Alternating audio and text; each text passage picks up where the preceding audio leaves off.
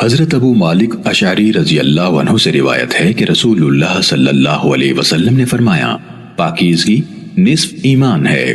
الحمدللہ ترازو کو بھر دیتا ہے، سبحان اللہ اور الحمدللہ آسمانوں سے زمین تک کی وسعت کو بھر دیتے ہیں۔ نماز نور ہے، صدقہ دلیل ہے، صبر روشنی ہے، قرآن تمہارے حق میں یا تمہارے خلاف حجت ہے۔ ہر انسان دن کا آغاز کرتا ہے تو کچھ اعمال کے عوض اپنا سودا کرتا ہے، پھر یا تو خود کو آزاد کرنے والا ہوتا ہے یا خود کو تباہ کرنے والا۔ صحیح مسلم حدیث نمبر 534۔